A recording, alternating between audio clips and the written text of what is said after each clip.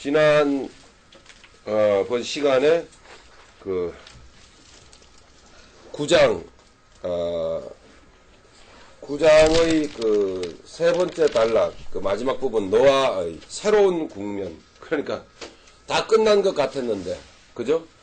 홍수의 심판과 또 믿음의 택한 백성들의 다시 이 방주를 깨고 나오는 사건과 그 새 땅 새롭게 펼쳐지는, 말하자면은 노아가 다시 방주를 깨고 나왔던 땅은 새 하늘과 새 땅입니다. 그죠? 그야말로 여러분 상상을 해보십시오.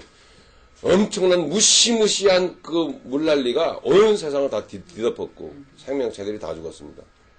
그리고 난 다음에 그 두려운 마음에 뭐라 그럴까, 그 경외심에 막 떨던 그 믿음의 사람들이 이제 방주를 깨고 나왔을 때 찬란한 태양, 새롭게 펼쳐지는 대지, 이건 새하늘과 새 땅입니다. 자, 상징하는 거겠죠? 영원한 하나님의 나라 새하늘과 새 땅을 상징하는 것이었습니다. 자, 어쨌든 그렇게 끝났다면 얼마나 좋았을까요?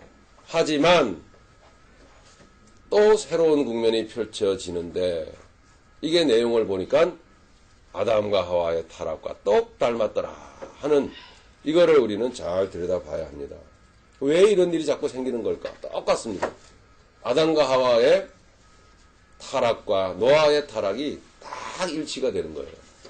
그러니까 하나님은 지금 무언가를 한 가지를 계속 반복적으로 알려주는 거예요. 자, 우리가 성경 공부하는 목적이 바로 여기 있습니다.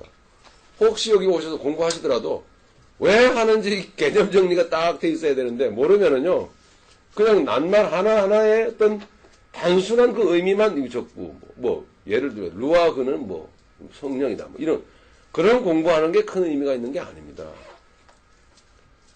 공부하는 목적은 전체적인 하나님의 계획과 뜻을 자꾸 받아들이는 거예요.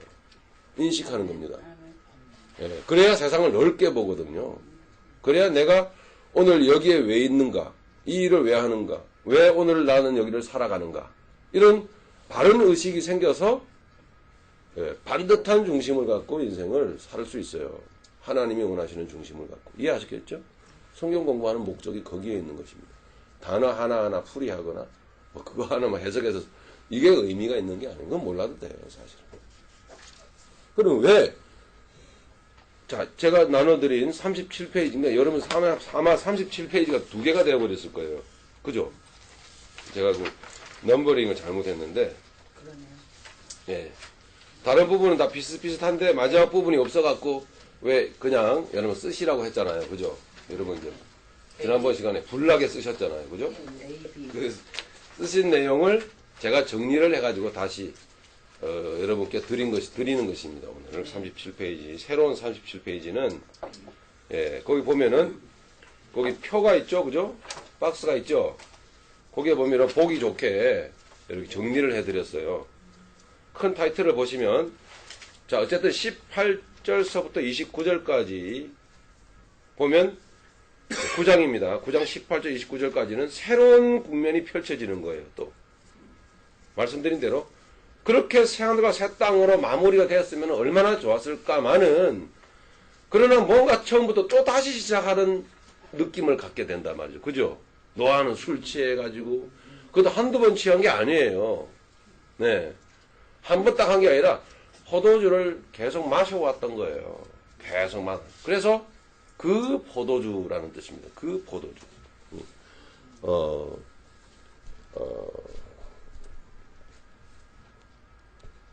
21절이죠. 9장 21절에 포도주를 마시고 취하여 그 장막 안에서 벌거벗은지라.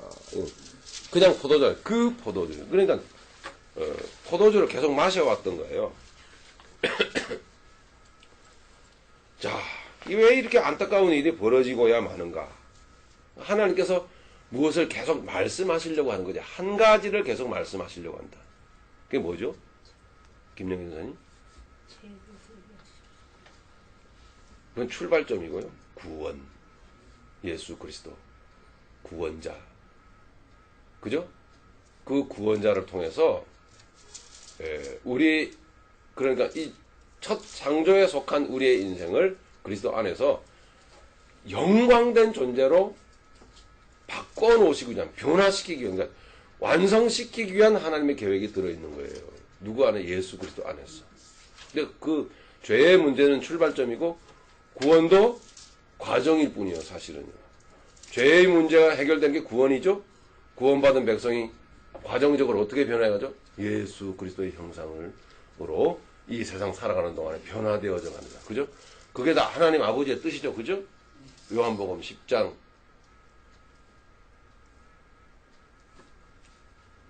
10절이죠. 예. 도적이 오는 것은 죽이고 노략질하고 멸망시키는 것뿐이요. 내가 온 것은 양으로 생명을 얻게 하고 구원이죠. 더 풍성히 얻게 하려는 것입니다. 그런 거죠. 그 풍성히라고 하는 단어 속에는 너희가 나와 똑같이 이런 엄청난 영광이 거기 들어있는 거죠. 너희가 나처럼 이렇게 그 계획을 최종적으로 이루시기 위해서 하나님은 계속 역사 속에서 계속 반복적으로 자꾸 보여주는 거예요. 반복적으로. 계속적으로. 출애굽기 가면은요, 요 내용이, 아담이 타락했던 내용, 그 다음에 노아가 타락해가지고, 다시 또 이렇게 내용이 똑같이 또 반복이 됩니다. 제가 언젠가 말씀을 드렸던 거 기억이 나는데요. 창세기는, 그렇죠. 똑똑하시네요. 출애굽기와요, 딱 닮아가지고, 딱 합치면은요, 하나가 돼버려요. 창세기와 출애굽기는. 여러분, 출애굽기가 어떻게 시작되죠? 타락으로 시작되잖아요. 그죠? 창세기가 어떻게 시작되죠? 혼돈과 공허로 시작되잖아요. 예? 그게 같은 말이에요. 신기하잖아요? 출애굽기를 통해서 누구를 말씀하시는 거죠? 예수님을 말씀하시잖아요. 그죠? 그러니까요, 성경은 매우 단순한 이야기예요. 사실을 알고 보면. 구원이요, 구원. 다른 거 없어요. 그걸 계속 반복적으로 하나님은 강조하고 계시다고요. 반복적으로. 네. 자, 그래서 이 박스 안에 집어넣는 내용을 잠시 한번 보시면, 창세기 3장에 아담과 하와가 나오죠. 창세기 9장에 노아가 나오죠. 3장, 창세기 3장부터 9장 17절까지가 바로 하나님의 구원 계획이 딱 마무리가 되는 거예요. 끝나는 거예요. 그리고 나서 창세기 9장 18절부터 똑같은 내용을 다시 시작하는 거예요. 똑같은 내용. 자, 정리가 되시겠죠? 자, 첫 번째 내용을 보면 선악과로 인해서 타락하죠? 그래서 어떤 결과를 얻었죠? 벌거벗은 내용이 나오잖아. 그죠? 벌거벗음을 발견하게 되죠? 자, 9장에 보니까 포도주로 인한 타락이 나오죠? 벌거벗었잖아요. 그죠? 똑같죠? 하체가 그대로 드러나잖아요. 이 벌거벗은 것은 무엇을 의미하죠? 어떤 벌거벗음이죠? 우리가 빨가벗고 다니는 걸 말하나요? 무엇을 말하죠? 그죠? 세상에 취해버림으로 말미암아 존재가, 영혼은 거지가 되는 거예요. 영적 헐벗음. 맞습니까? 자, 세상을 보십시오. 어떻습니까? 사람들이요, 자기가 누군지도 몰라요. 워낙 관심을 어디다 쏟기 때문에, 세상에다가 쏟아버리기 때문에, 자기가 누군지 몰라요. 교회 얘기를 또 합니다만은, 오늘날 교회들이요, 이 분명한 하나님의 계획을 중심만, 이것만을 잡고 가지는 않고, 딴짓들을 막 하잖아, 그죠? 이렇게 은사 집회를 해대거나, 아니면 치유 집회를 한다는 동, 또 예언자 불러와가지고 막 예언하고, 그죠? 예? 이런 막 온갖 푸닥거리들을 막 다 하고, 또는 이런 문제가 생기면 저에게 저같이 몸에 병이 났다든가, 아니면 우리의 생활 가정에 어떤 경제적인 문제가 왔다든가, 이거를요 단순히 이 문제를 해결하는 것이 하나님의 복이요 우리의 목적인 양, 그게 기독교인 양 돼버렸어요. 그러니까 막 문제 해결 받으려고 그러고 막, 그죠? 어려움이 오면 새벽 기도에 사람들이 많이 모이고, 저는 별로 환영 안 해요. 새벽 기도는요 조금 와야 돼요.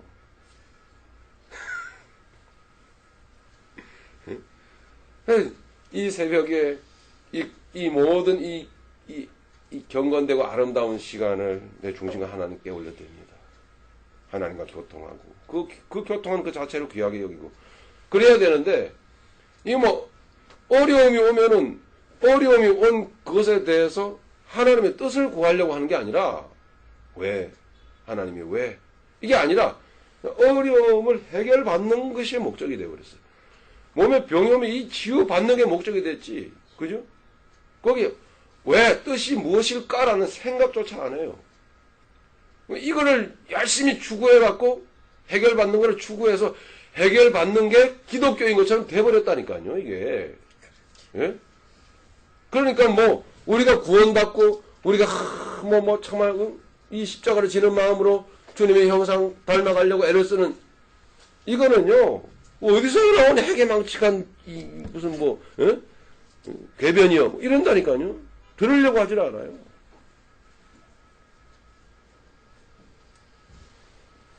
엄밀히 말하면요, 그런 건 기독교가 아니에요. 문제 해결이나 받고요. 예? 당장에. 그건 기독교가 아니죠. 어디 그런 핵심이 여기 여지껏 우리가 9장까지 공부했는데, 그런 내용이 어디 나옵니까? 예? 제가 잘못된 길로 이끌고 갔습니까? 아니죠. 전혀 그런 거 안 나와요. 아버지 하나님의 뜻, 그 하나만을 계속, 그것도 반복해서 계속 말씀하시거든요. 예. 구원, 그 이후, 우리를 주님처럼 만들어 가시는 게 아버지 하나님의 계획이에요. 천사들도 감히 우리를 쳐다볼 수도 없어요.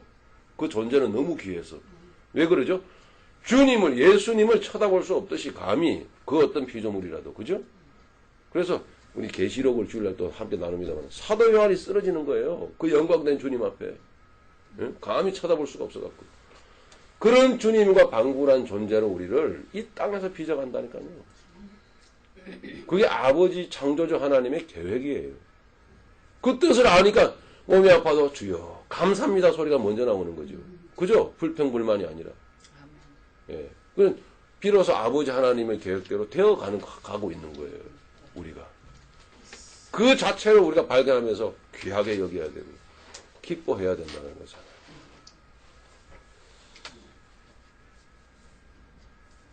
누구든가.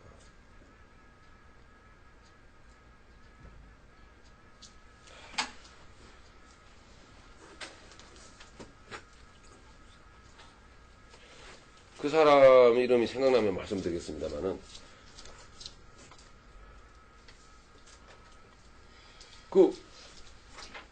아이고, 이름이 누구냐.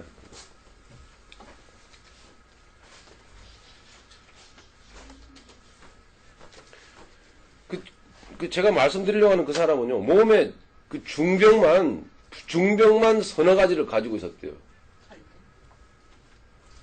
칼빈이 아니고, 하여튼, 몇 가지 암에다가 예? 그럼 결국 그걸 가지고 몸에 지니고선 죽어갔는데, 마지막 그 사람이 고백했던 그 고백이, 그런 고백이었대요. 하나님, 왜 나만 이렇게 특별히 사랑하십니까? 왜 나만 이렇게 특별히 사랑하시는 것입니까?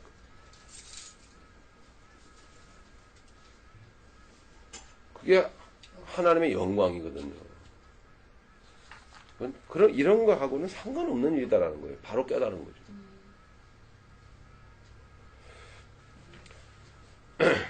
자, 어쨌든 영적으로 헐벗은 상태가 드러났죠? 예, 그 다음에 두 번째로 내려가 보니까 그게 뭐였죠? 전체적으로 보니까 적용되어지는 말씀은 요한일서 2장 16절이죠? 이게 육신의 정욕이라고 하는 거죠. 그죠? 안목의 정욕이라는 거죠. 그죠? 이 세상의 자랑이에요. 이게 바로 이 세상에 취하는 것입니다. 예. 이게 이 세상으로부터 우리에게 들어오는 거예요. 이것들. 예. 자, 다시 3장 아담과 하와의 모습으로 돌아가 봅니다. 그 밑에. 그건 뭐냐? 영적 수치를 하나님은 이제 짐승의 가죽으로 덮어주죠? 그죠? 이제 더 이상 무화과나무 이파리는 필요가 없는 거죠. 이게 바로 뭡니까? 예수 그리스도의 구원이란 말입니다. 창세기 9장으로 넘어오니까 똑같죠? 셈과 야벳을 통해서 아비의 하체를, 그죠? 자기들이 옷을 갖고 와가지고 뒤로 해가지고 뒷걸음질로 덮어주잖아요. 그죠? 자, 이렇게 부끄럽고 추하고 더러운 것을 덮어준단 말이에요. 덮어준다. 예. 이게 바로 십자가의 그 구원의 은혜다 하는 거죠. 다시 소생하죠? 살아나죠? 자, 전체적으로 적용해 보면 예수 그리스도를 통한 영적 수치를 덮어주시는 하나님의 구속사적 계획이 계시되고 있는 것입니다. 자, 하나님께서는 그래서 인류 역사 제가 읽습니다. 역사 속에서 사건을 반복적으로 허락하시면서, 중요합니다. 반복적으로 이 사건들을 허락하시면서 그 속에서 예수 그리스도의 십자가 구원을 통하여 인간의 수치를 예수 그리스도의 의로 덮어주실 것을 계획하신 것이다.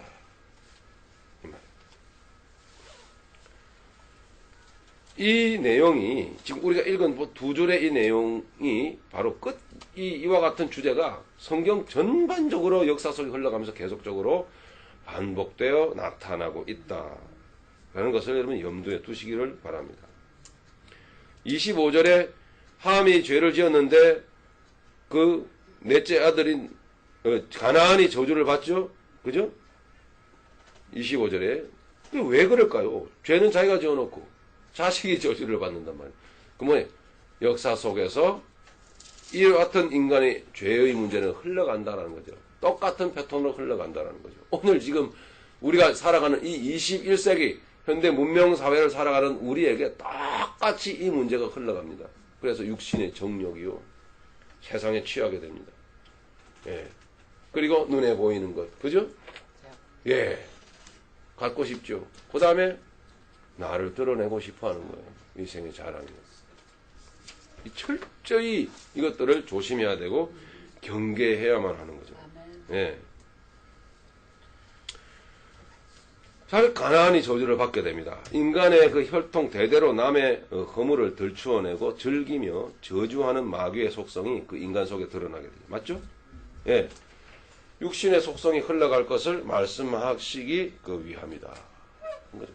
솔직히 예수님 바로 만나기 전에 우리 속성이 솔직히 어떻습니까? 그죠? 남 얘기하는 게 드라마보다 더 재밌잖아요. 예? 그거는 분명히 그건 아닌데, 그건 옳은 일이 아닌데도 남 얘기하는 건 참 즐겁습니다. 남의 사고 만나고, 남의 문제 생기고, 그죠? 남의 가정에 문제 생기고, 부부관계 문제 생기고, 남의 가정에 자식 문제 생기면은요. 그게 표면적으로는 걱정으로 나타나는 것 같지만, 이면적으로는 아주 즐거운 일이야. 즐기는 일이에요. 인생살이 밋밋하고 재미없었는데 얼마나 재밌는 소스가 생겼는지. 그러면서 뭐 전화해야 됩니다. 그때부터. 너 알아? 근데 아무개 집 그랬대. 이러면서 막 그렇죠. 살이 붙고 말이 굴러다니면서 얼마나 이게 깨소금이 쏟아지는지 몰라.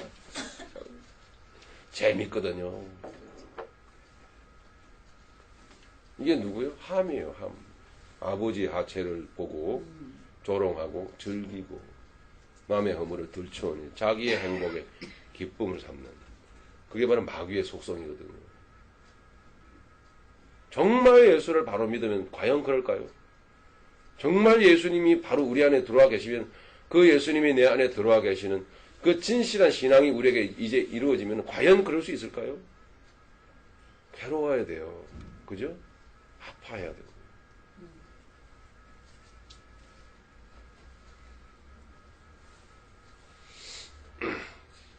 26절이죠. 가나안은 즉 가나안 이 육신은 이게 이제 영육간의 문제로 이제 우리에게 적용이 되어집니다. 아시겠죠? 이렇게 운명적으로 이 두 족속은 만나게 됩니다. 셈족과 이 함족은 말이죠. 이 가나안은 그래서 하나님께서 철저히 이 가나안 족속과 대적이 될 것이며 가나안족은 대항할 것이며 하나님의 백성은 이 가나안 족속들을 쳐서 멸해야 되는 영적 운명에 놓이게 되는 거죠. 예, 이게 바로 어디에 들어오죠? 우리 안으로 들어오는 겁니다. 우리 안에. 우리의 존재 안으로 들어와가지고 이게 싸움이 벌어지는 거거든요. 결국 우리가 영적으로 세워지고 승리하려면은 누구와 잘 싸워야 될까요? 나와. 이게 문제인 것입니다. 나와 싸워야 되는 거죠. 네. 그래서 가나안은 셈의 종이 되어야 할 것이다 라고 하나님의 의지를 표명하고 있는 것입니다. 예언임과 동시에 하나님의 의지가 표명되어져 있는 것이죠. 27절에 보니까 야벳은 셈의 장막에 거하게 될 것이다. 이 말씀 누가 질문을 끝나고 나서 질문을 하셔가지고 아차 싶어서 말씀을 드렸는데, 복음의 영광된 물결이 예루살렘으로부터 시작돼서 서쪽으로 유럽 쪽으로 흘러가, 유럽 쪽에 틀을 잡고 있었던 종족은 야벳 족속이거든요. 그래서 복음의 혜택을 누리게 될 것을 말씀해 주고 있는 거예요. 야벳은 사실은 인류 역사의 주도적인 종족이 아닙니다. 백인은. 예, 백인이 주도적이거라 하는 것처럼 보이죠. 예, 이거는 표면적으로 말씀을 드리는 거고, 예, 영적으로 이 하나님은 이 셈족을 지금 염두에 두고 계시는 거죠. 어쨌든 예, 이스라엘로부터 시작돼 가지고, 그죠? 예, 이 셈족으로부터 시작돼 가지고 복음이 이제 소아시아로 점점 유럽 쪽으로 이렇게 복음이 흘러가는 것을 우리 역사 속에서 우리는 확인할 수 있습니다. 자, 그와 같은 내용을 담고 있는 것입니다. 그래서 하나님의 말씀대로 그대로 이루어진 것을 우리는 확인을 할 수 있어요. 그러니까 잠시 쉬었다 가자면, 모든 세상에 하나님 말씀에 하나님 뜻대로 다 말씀하신 대로 이루어져 왔다, 이런 얘기 종종 들으시잖아요. 그죠? 근데 뭐 좀 내용을 알아야 과연 그렇구나, 이렇게 우리가 수긍을 하게 되고, 또 우리가 그만큼 하나님 앞에 겸허한 자세를 갖게 되는 거죠. 근데 뭐 하나님 말씀대로 된 게 뭐 있나? 뭐 아무것도 모르니까 안 되는 거죠. 그 실질적으로 하나님의 이 계시의 말씀대로 그렇게 야벳 족속은 셈족의 장막 안에 그늘에 거하게 된 거예요. 그 뜻을 말씀을 드린 겁니다. 아시겠죠? 예. 그러니까 이 복음의 원래 그 원주류는 셈족인 거예요. 그래서 이 셈족으로부터 복음이 흘러가는 거예요. 말하자면, 표면적으로 말하자면, 백인은 그 그늘 아래, 예, 이스라엘 사람들 그늘 아래 사는 거예요, 사실은. 그렇게 되어 있습니다. 그러니 하나님 말씀대로 이루어진 게 하나도 없어요, 사실은요. 다 말씀대로 이루어진다는 것을 우리가 역사 속에서 확인을 해본다면, 하나님이요, 창조주 하나님이요, 두렵고 떨리도다. 이거를 우리가 알 수가 있는 거죠. 자, 마지막으로 인류 사회에는 영적인 두 인종이 있습니다. 중요하게 여러분 여겨주셔야 됩니다. 하나는 들추어내는 인종이에요. 이 세상에는요, 셈족, 함족, 야벳족 이렇게 나누지만 그건 표면적인 인종이고요. 이제 이면적, 본질적으로 들어가 보면 남의 허물을 까발리고 들추어내서 조롱하고 자기의 행복으로 삼는, 행복의 재료로 삼는 그런 인종들이 있습니다. 그게 바로 함입니다. 그게 지옥 자식입니다. 그죠? 가나안 족속들입니다. 영적으로 정죄할 자격을 스스로 취하잖아요. 그죠? 덮어주는 인종이 있죠? 셈과 야벳 족속이었습니다. 이 사람들이 천국 백성이었다. 스스로 정죄할 자격이 없음을 인정합니다. 그래서 안 쳐다봅니다. 네. 아버지 하체를, 남의 허물을 덮어주는 것입니다. 오늘 우리 예수 믿는 사람들은 어떻습니까? 어떻게 살아가고 있습니까? 자, 그런 내용입니다. 하나님 두려우시죠? 자, 거기까지 우리가 공부를 했습니다. 정리를 하고, 자, 넘어갑니다. 38페이지. 자, 다시 한번 좀 더 역사적으로 우리가 좀 더 들여다보면은 세 종족과 그 중에 함의 세상을 강조하고 있는 그 하나님의 의도가 10장에 나타나고 있습니다. 말씀드린 대로 10장에 보시면은 10장 1절서부터 5절까지 보면은요, 그 말하자면은 이 야벳 족속은 그냥 마치 무슨 그 엑스트라 같아요. 그 별로 그냥 그렇게 역할이 없어. 그냥 간단하게 나와서 싹 사라집니다. 야벳 족속은. 노아의 1절입니다. 아들 셈과 함과 야벳의 후예는 이러하니라. 홍수 후에 그들이 아들들을 낳았으니 야벳의 아들은 고멜과 마곡과 마대와 야완과 두발과 메색과 디라스요.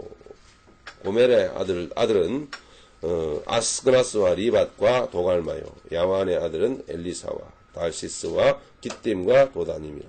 아들로부터 여러 나라 백성으로 나뉘어서 각기 방언과 종족으로 나라대로 바닷가의 땅에 머물렀더라. 이렇게 간단하게 마무리되어집니다. 대체적으로 보면 이제 백인들을 의미한다. 그렇게 생각하시면 되겠습니다. 창세기 9장과 10장 제가 교재를 갔습니다. 창세기 9장과 10장에 나타난 함과 그의 자손 가나안 족속들은 4장의 가인의 모습과 동일한 모습을 나타내고 있는데요. 좀 이따 보시겠습니다. 셈을 야벳을 우리가 보았죠. 이 10장에 그렇게 셈과 함과 야벳의 족속들이 쭉 기록되어져 있는데 우리가 중점적으로 봐야 될 이 족속들이 누구냐면 함의 자손들입니다. 함의 자손들. 그래서 제일 많이 기록하고 있죠. 그죠? 의도 아시겠죠? 이 세상은 누구의 세상이다? 함의 세상이다라는 거예요. 이거를 염두에 잘 두셔야 됩니다. 이 세상은 함의 세상이다. 이 10장의 의도만 잘 알아도 우리 기독교인들이 세상에 취해서 세상의 목적을 두고 빠져서 살 수가 없는 거예요. 이것만 10장만 의도만 잘 알아도 오늘날 기독교가 교회 안에서 강단에서 세상에서 성공하느니 뭐 세상에서 뭘 이루느니 이것이 하나님의 축복이니 이런 허망한 소리를 못해요. 얼마나 성경을 모르면은 헛된 이야기들을 말들을 하고 있는지 몰라요. 교회에서. 이 세상은 누구의 세상이라고요? 함의 세상이라니까요. 함의 세상. 그래서 세상 것이 이루어지는 것을 하나님의 목적인 양 복인 양 말을 한다면 그럼 완전히 그것은 예수님을 대적하는 자예요. 사실은요. 속이는 자란 말이에요. 성도들 주님을 만나러 온 성도들을 싹 가리우고 말이죠. 저 마귀 만나러 가라는 얘기나 똑같은 거예요.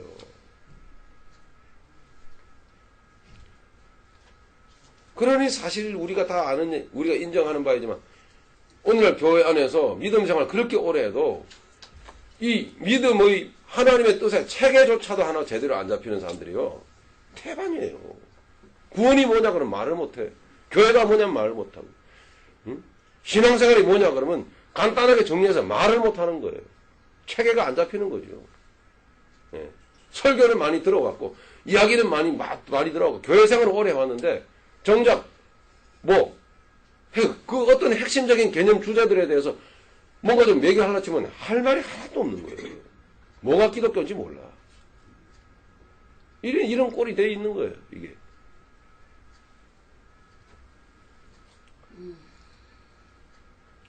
이 세상은 함의 세상인 거예요. 그래서 함이 제일 많이 함의 족속들이 구체적으로 기록되어져 있는 거예요. 하나님이 기록하게 하시면서 보라는 거예요. 조심하라는 거죠.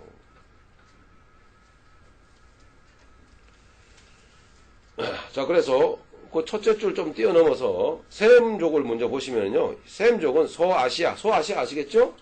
예. 소아시아, 중동, 그리고 중앙아시아에 이렇게 분포되어져 있어요. 우리 한국 사람들도 멀리 보면은 셈족의 같은 계열이에요. 조금 멀리 떨어져 나가서 좀 그런데 어떤 어떤 뭐랄까요, 혈통적 차원에서 여러분 자부심을 가져야 됩니다. 예? 아시겠어요? 예. 미국 백인들한테요, 내 그늘 아래 좀 살아. 원래 그게 개념이 뭔지 아세요? 뭐 이렇게 좀 가르쳐 주세요. 그게 아니라고, 이게 다. 이 혜택을 받은 분들이야, 당신들은 말이야. 그 다음에 함족은 북아프리카, 중동 일반 지역입니다. 중동 일반적으로 대부분의 중동 지역을 찾아. 북아프리카, 말하자면 이집트, 리비아, 요즘 그 리비아. 이렇게 쭉 팔레스타인, 이라크, 이란, 오만, 예멘, 아라비아 반도 끝에 붙어 있죠. 이디오피아, 수단, 아랍에미레이트, 쿠웨이트 이쪽 전부 다 이게 대부분 함족을 차지하고 있습니다. 야벳 족속은 인도 유럽어족이라 그래가지고요. 인도, 그리고 아프가니스탄, 이런 지역, 유럽 전 지역, 터키 일부, 대충 그런 게 딱 잘라서 이렇게, 구분할 수가 없어요. 워낙 이렇게 섞이고 막 이렇게 퍼져 있어갖고요. 대부분 이제 대체적으로 그렇다라는 거죠. 자, 그 밑에 보시면은 하나님께서는 함의 족보를 통하여 무엇을 말씀하시는가? 말씀드린 대로 이 세상입니다. 그리고 이 세상의 배후는 마귀다 라고 하는 것을 하나님은 계속 암시적으로 함의 거대한 족보를 통해서 보여주고 있는 것입니다. 이 세상은 누구의 세상이라고요? 함의 세상이다. 그런 거죠. 가나안 족속의 세상이다. 즉 니므롯, 즉 영걸들의 세상이다. 특이한 사냥꾼들의 세상이다. 그런 얘기입니다. 좀 읽어보죠. 자, 6절입니다. 10장 6절. 함의 아들은 구스와 미스라임과 붓과 가나안이요. 나오죠? 자, 가나안이 나오잖아요. 중요한, 그 인명, 지명, 이런 것들을 여러분 쫙쫙, 좀 표시를 좀 하시면 해놓으시는 것이 좀 여러분 좋습니다. 왜냐면 인명, 뭐, 이런, 그, 족보들이 쭉 나오면은, 이거 머리 아프고, 뭐, 별로 뭐, 알아봤자 큰 의미도 없는 사람들이 막 계속 막 나오기 때문에, 뛰어넘기가 쉬운데, 이 함의 자손들은 중요합니다. 네, 그래서 중요하게 여러분 표시해야 될 그 인물들이 쫙쫙 나와요. 중간에요. 7절 뛰어넘고요. 8절 보시니까 구스가 또 니므롯을 낳았으니 니므롯 중요한 인물입니다. 니므롯을 낳았으니 그는 세상에 처음 영걸이라. 그가 여호와 앞에서 특이한 사냥꾼이 되었으므로 속담에 이르기를 아무는 누구든지 좀 그와 같은 사람들이 이 세상에 태어나면은 특이한 사냥꾼 이런 말이 생겨났단 말이에요. 여호와 앞에서 니므롯 같은 특이한 사냥꾼이로다 그렇게 말들을 하더라 이 말입니다. 전 니므롯이라는 사람도 누군가 교절에 넘어오면 니므롯 즉 성경이 기록하고 있는 대로 영걸들의 즉 니므롯이 등장하는 거 이 세상은 영걸들의 세상이다. 영웅 아시죠? 영웅 즉 특이한 사냥꾼들의 세상이다 이 말입니다. 영걸이라고 번역된 히브리어는 끼뽀르라는 말인데 끼뽀르 따라합시다. 끼뽀르 재밌죠? 끼뽀르 이거는 강하다, 크다, 뛰어나다, 용맹스럽다라는 좋은 말이에요. 근데 나쁜 의미가 그 안에 들어있어요. 이거는 강포한 자라는 말이 의미가 들어있습니다. 즉 하나님 같은 거는 필요가 없어. 워낙 싸움 잘하고 워낙 그런 아주 특출난 영웅적인 인물이기 때문에 하나님 같은 것은 필요가 없어. 자기의 힘으로 그런 어떤 영웅적인 일을 감당해내고 또 이끌어가는 그런 어떤 인물이었다라는 거죠. 예. 시편 52편 1절에 보면은 끼뽀르라는 단어가 그대로 등장을 합니다. 물론 여러분 성경에는 그 히브리어가 안 나오겠죠. 그럼 거기에 보면 강포한 자여 이 말이 나오거든요. 강포한 자여 네가 어찌하여 악한 계획을 스스로 자랑하는고 쭉 나옵니다. 그때 사용되어졌던 강포한이라는 그 말은 바로 끼뽀르라는 말입니다. 같은 말이 사용되어졌어요. 예, 즉 영걸이란 말입니다. 영걸. 아시겠죠? 예. 자, 이 영걸 니므롯은 자신의 힘으로 하나님께 대항하고 사람들을 압제하는 폭군을 의미하는 거예요. 전제 군주였음을 알 수가 있는 거죠. 성경 역사 속의 바벨론과 아수르를 처음 세운 왕이 바로 니므롯입니다. 여러분 바벨론과 아수르를 아시죠? 이스라엘 백성을 압제하고 포로로 잡아가고 그죠? 이스라엘 백성들을 죽였던 그런 그러니까 숙명적인 원수요. 예. 사단 마귀를 상징하는 그와 같은 그 존재였단 말입니다. 그죠? 바벨론과 아수르. 예. 그 나라를 세운 인물이 바로 니므롯이에요. 사실은. 예. 미가서 5장 6절을 여러분 좀 찾아보시기 바랍니다. 미가서 5장 6절.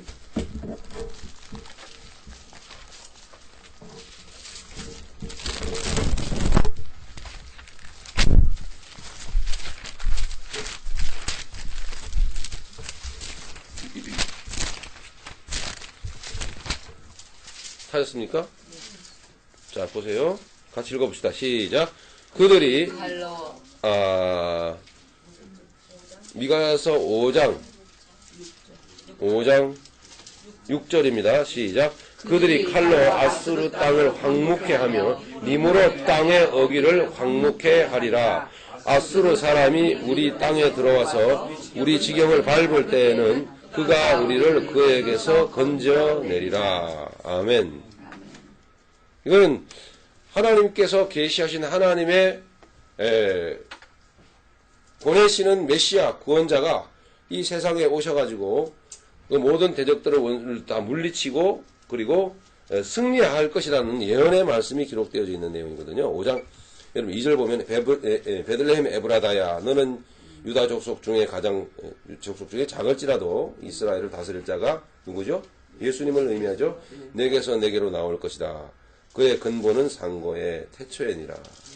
그러므로 임산한 여인이 해산하기까지 그들을 붙여두겠고 그 후에는 그 형제 남은 자가 이스라엘 자손에게로 돌아오리니 그가 메시아가 여호와의 능력과 그 하나님 여호와의 이름의 위엄을 의지하고 서서 그 때에게 먹여서 그들로 안연히 거하게 할 것이라. 이제 그가 창대하여 그 땅 끝까지 미치리라. 이 사람은 우리의 평강이 될 것이라. 메시아를 말합니다. 아수르 사람이 우리 땅에 들어와서 우리 궁들을 밟을 때에는 우리가 7 목자와 8 군왕을 일으켜 그를 치리니 그들이 칼로 아수르 땅을 황무케 하여 메시아가 그렇게 보내신 자들이 말입니다.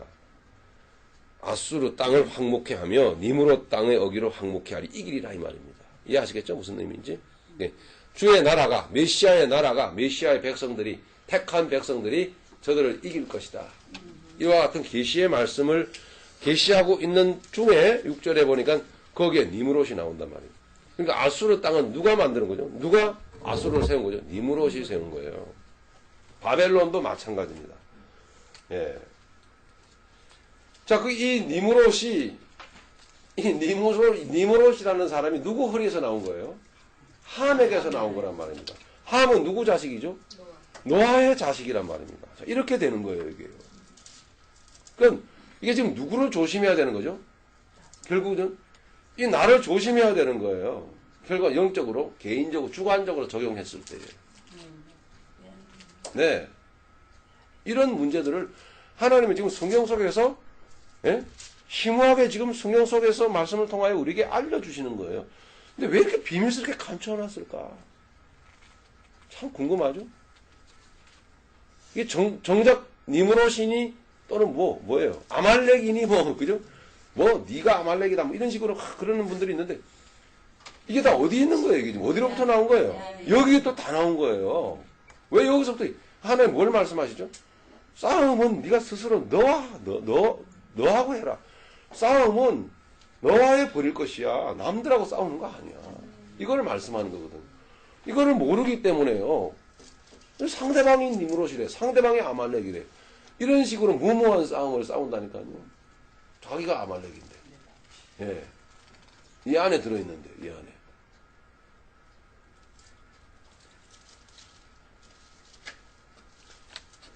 왜 이렇게 비밀스럽게 감춰놨을까요, 이거를요? 감춰놔야지, 이렇게 또, 저 같은 사람이 이렇게 작게 또, 예? 또 이렇게, 또 주님 주시는 그 놀라운 말씀 또 열어갖고 이러면 다 해야지 또 인기도 없고 그럴 거 아닙니까?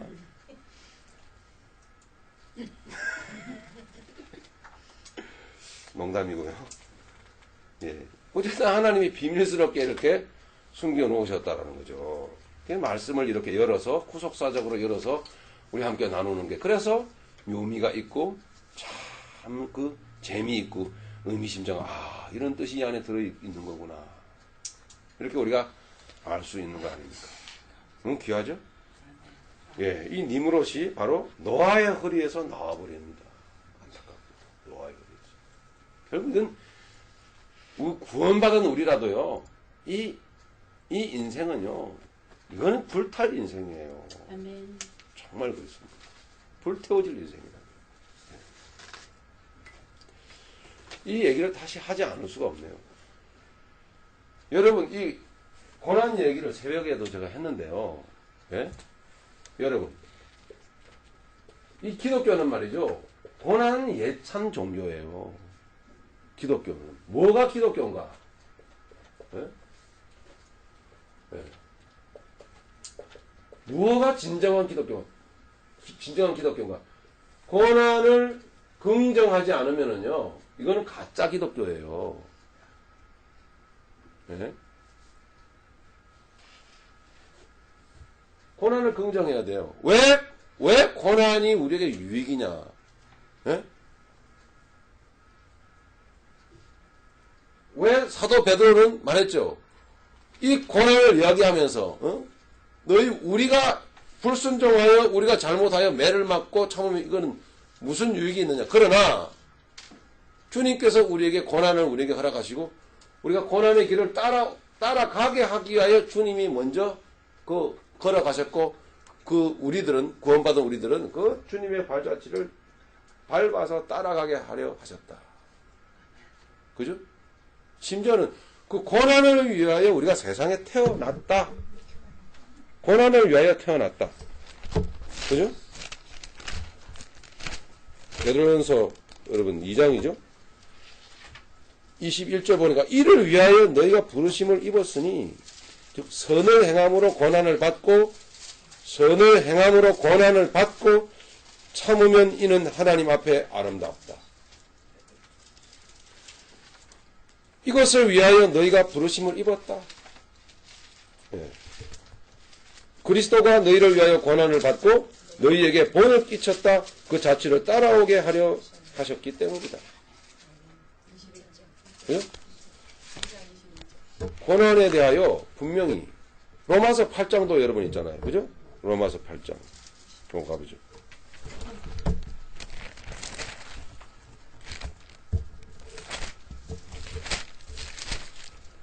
자, 로마서 8장 17절 16절 17절 시작.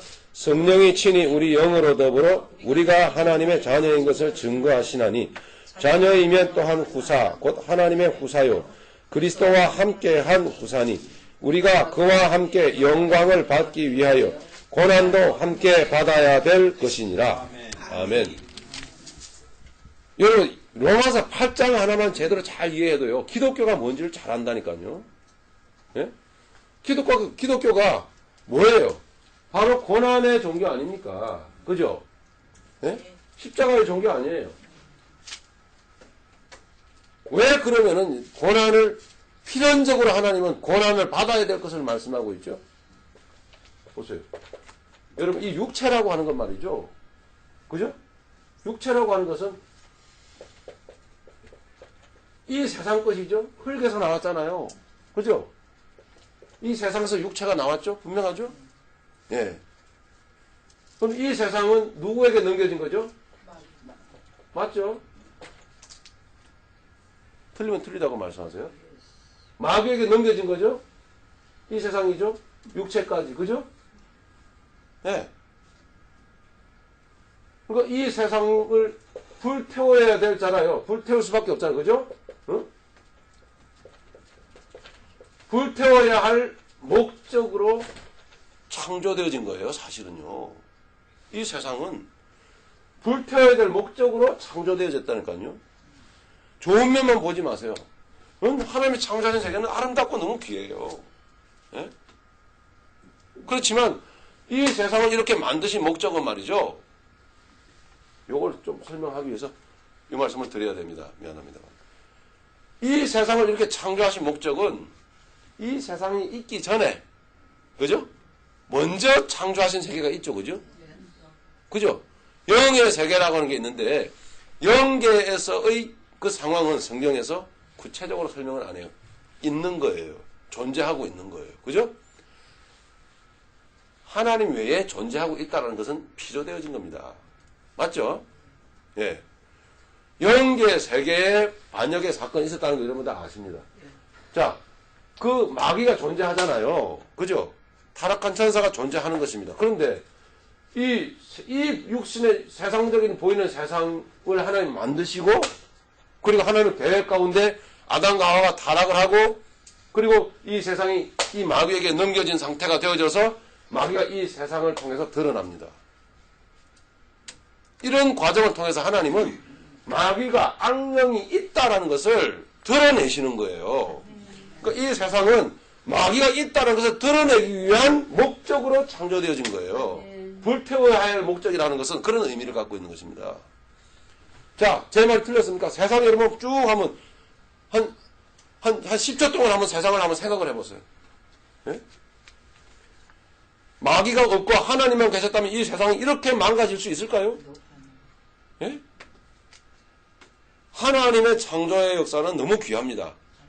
제가 여러분 6일 창조의 그 영적인 내용을 여러분께 말씀을 드렸잖아요. 그죠? 응?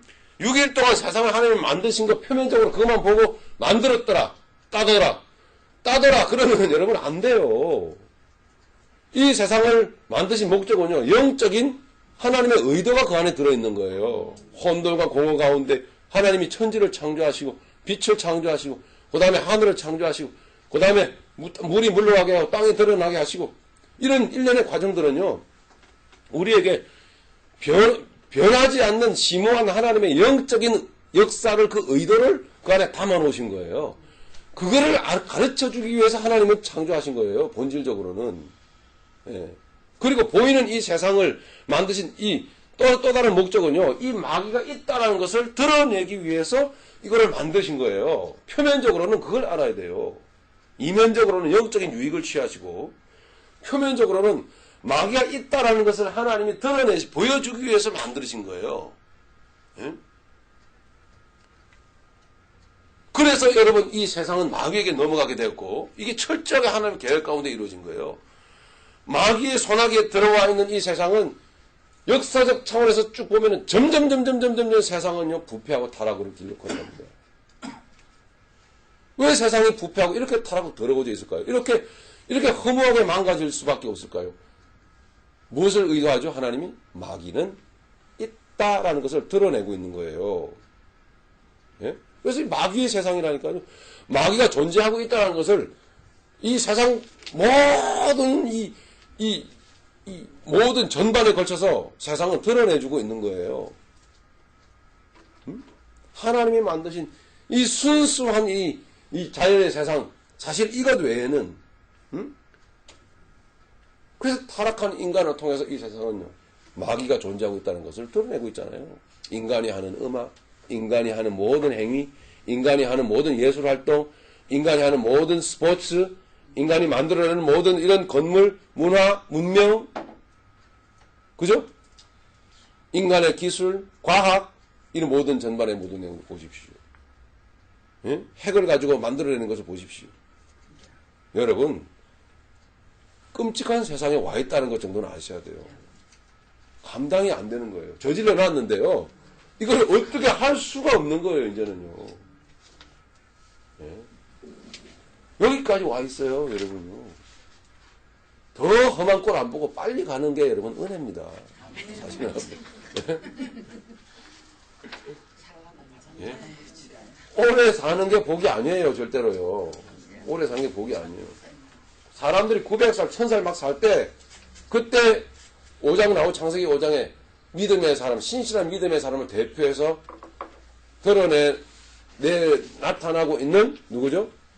예? 에녹이라는 사람은요, 꼬작해야 365년만 살았어요. 예? 다른 사람들이 막 1000살까지 막 살 때, 365년 꼬작 살았다니까요? 예? 그게 믿음의 사람이에요. 그러니까 길게 사는 게 단순히 복이 아니라니까요. 내용의 의미를 담고 뜻깊게 인생을 살아야 되겠죠. 맞죠, 여러분? 그러니까 이 마귀가 다 드러나 있다면 지금요, 온 세상에. 예? 그러니 뭐예요?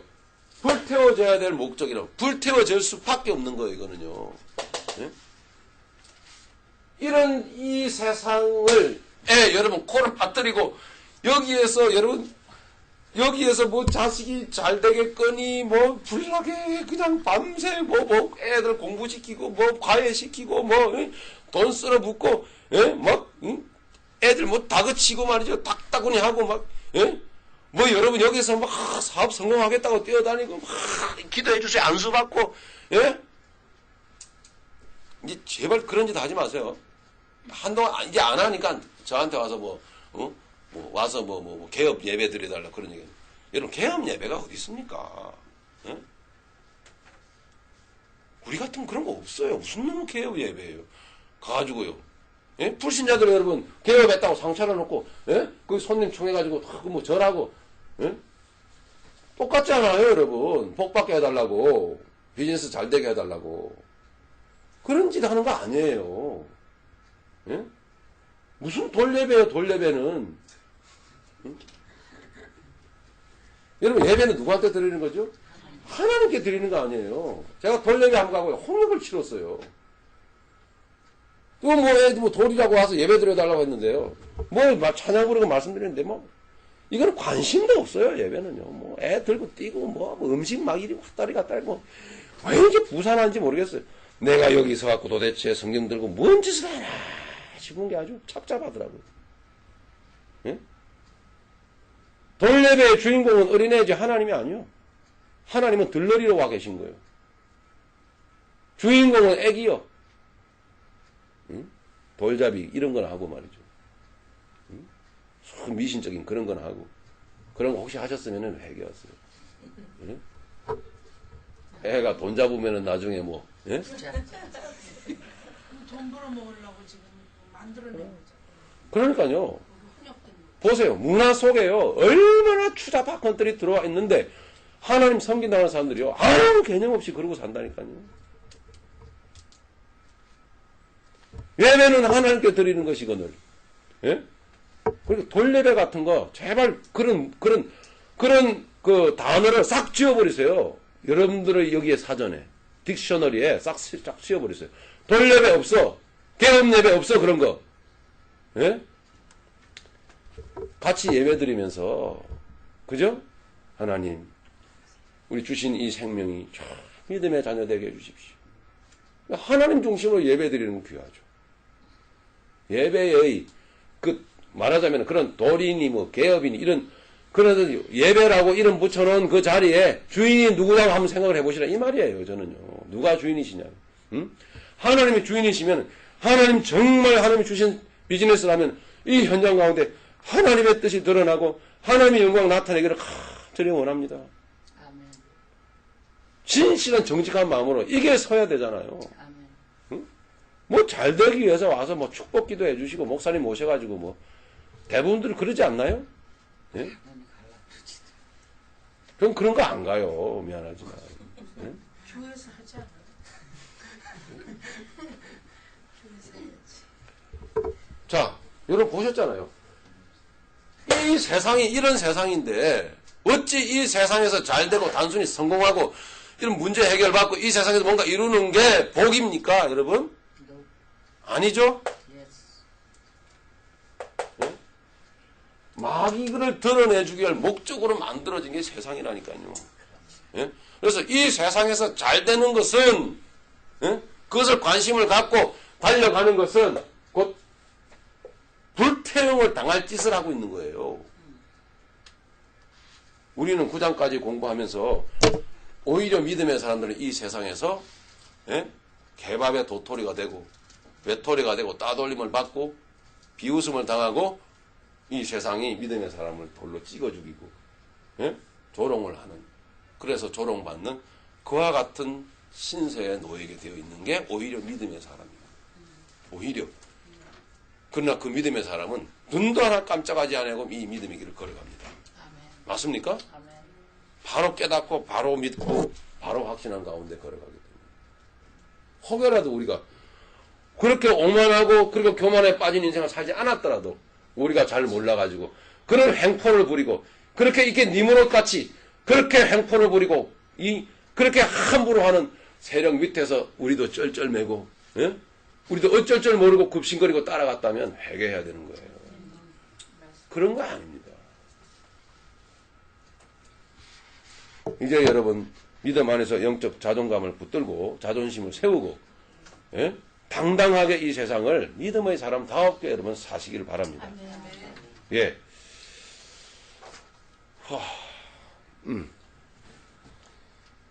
자, 그게 바로 육체, 이게 얘기 조금만 더 하고 마치겠습니다. 일단은. 이 육체잖아요. 그러니까 왜 고난이 성경에는 강조되고 있는가? 긍정적으로 강조되고 있는 거 아시겠죠? 왜? 불태워야 될 목적으로 창조되어진 거기 때문에 이 육체를 불태우고 제단 위로 번제단 위로 올려드리고 십자가를 지고 십자가 위로 우리가 올라가야 되고 나를 못 받고 그죠? 그 정과 욕심을 십자가에 못 박으며 그죠? 그렇게 갈라디아서 5장이었죠? 그렇게 5장 24절인가요? 네, 거기였죠? 그렇게 말씀을 계속 하고 있는 이유는 그래야지만이 누가 멸망당하기 때문입니까? 마귀가 멸망당하기 때문입니다. 고난의 목적이에요. 예. 예수님은 그렇게 조롱받고 그렇게 쳐맞고 십자가에 처절하게 죽으셔야지만이 누가 지는 거죠? 마귀가 지는 것이기 때문입니다. 하나님의 의도기 때문에 그게 하나님의 의도. 그런 목적으로 지어진 거라니까 이 세상이. 예. 그래 다시 한번 반복하면 이 세상에서 십자가의 내용 없이 고난 없이 자기 무너짐 없이 고난 예찬 없이 세상에서 잘 되는 것은요. 그거는 마귀 새끼인 거예요. 여러분. 사실은. 무섭지 않으세요? 예? 덜덜덜 안 떨리세요?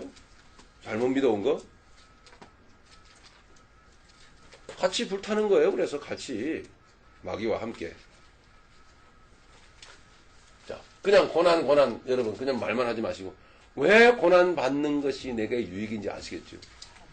이거를 통하여 이 불태운 제단 성전 번제단위로 올라감을 통해서 바로 내가 죽어지고 바로 내 안에 예수 형상이 세워진다는 것입니다. 아멘. 하나님의 영광이 거기에서 부어지는 거예요. 그게 하나님 창조주 하나님의 목적입니다. 구원의 십자가의 목적이에요. 의미가 거기 안에 있어요. 네. 그래서 성경은 바로 예수님 십자가의 죽으심을 고난을 곧바로 영광이라는 단어로 해석을 하고 있잖아요. 그죠?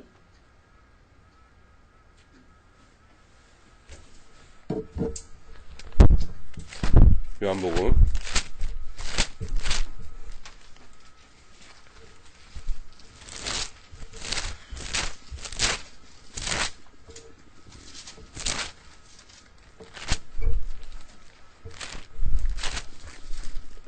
16장 아니었습니까?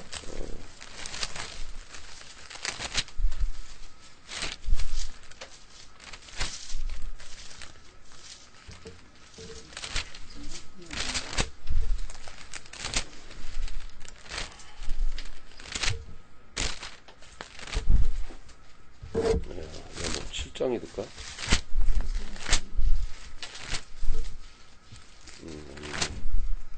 네, 7장 맞네요. 요한복음 7장 보세요. 37절부터 39절까지 한번 읽어보겠습니다. 시작. 명절 끝날 곧 큰 날에 예수께서 서서 외쳐 가라사대 누구든지 목마르거든 내게로 와서 마시라. 나를 믿는 자는 성경의 이름과 같이 그 배에서 생수의 강이 흘러나리라 하시니 이는 그를 믿는 자에 받을 성령을 가리켜 말씀하신 것이라. 예수께서 아직 영광을 받지 못하신 거로 성령이 아직 저희에게 계시지 아니하시더라. 아멘. 여기에 바로 해석을 한다면 직설적 해석하면 이게 무슨 뜻이죠? 예수께서 아직 그죠? 십자가에 죽기 전이신 거로 이 말입니다. 이게 그 죽음은 곧 뭐죠? 영광인 거예요. 영광. 예. 그 아버지 창조주 하나님의 목적이 바로 죽음에 있다니까요. 예. 우리의 약해짐에 있는 거예요. 우리의 낮아짐에 있는 거죠. 우리의 무릎 꿇려짐에 있는 거죠. 할렐루야. 예. 이게 바로 우리의 육체거든요. 이 육체가 강성해지고, 육성이 강성해지고, 예? 육적으로 여러분 살게 되면은요, 반대로 하나님의 영광은 온데간데 없이 다 사라질 겁니다. 예? 이 은혜라고 하는 게 그렇게 갈급하죠. 받고 싶죠. 예? 왜 은혜를 받는 게 좋은 걸 알면서도 은혜가 내게 쉽게 이루어지지 않는지를 아세요? 바로 이와 같은 사고 체계가 제대로 정립이 안 돼서 그래요. 예. 결국 이 육체는 고난을 받아야 은혜가 임한다라는 걸 모르는 거예요. 이걸 모르고요. 아무리 불길 같은 성신이요. 아무리 백날 해봐야 목만 가요. 예? 주로 위층에서 자주 깽가리 소리가 나더라만요. 모르겠습니다. 내용을 모르니까 함부로 얘기할 수는 없지만 그렇게 몸부림치고 뒤틀고 한다고 은혜가 임하는 게 아닙니다. 예? 죽자고 몇 시간 뒤틀고 땀 쩔쩔 흘리고 해대면요. 좀 이렇게 후련한 그런 건 있어요. 그게 은혜 받은 걸로 착각들을 하시는 모양인데 천만에 그런 거 아니거든요. 네? 바로 깨닫고 바로 고난에 대한 십자가에 대한 의미를 바로 이해하게 될 때에 은혜란 그렇게 임하는 거구나. 하나님의 영광이란 그렇게 임하는 것이구나를 알게 돼요. 예. 그래서 이 세상이 왜 만들어졌는지를. 그래서 이 세상에 마음을 쏟고 살아서는 안 된다라는 것을. 존귀하신 예수님의 이름을 함부로 이 세상 것 이루는데 부르면서 달라고 해서 안 된다라는 사실을 우리는 알게 됩니다. 아멘. 예. 아멘. 다만 여러분들에게 각자에게 주신 형편에 따라서 가난하든 부유하든 주님의 복음의 그 뜻에 맞게 겸허한 마음으로 잘 사용해 들으시기 바랍니다. 아멘. 할렐루야. 가난이 수치도 아니고 부자가 자랑도 아닙니다. 다 우리는 저마다 형편이 다 다릅니다. 건강한 자도 있고 저처럼 몸이 안 좋은 자도 있고 약한 자도 있고 몸에 중병을 짊어지고 있는 자도 있습니다. 상관없습니다. 그것은 육체일 뿐이기 때문입니다. 맞죠? 예.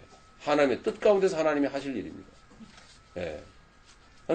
각자 받은 달란트대로 사명대로 귀중하게 사용하시고 받아들이고 써 올려드리고 그렇게 복음의 뜻 가운데서 살아드리면 되는 거예요. 맞죠? 예. 중요한 것은 존재입니다. 이 존재. 예. 여기에 하나님께서는 영광으로 하나님께서 임하기를 원하셨던 것입니다. 네, 우리 여기까지 일단 우리가 나누고 마칩니다.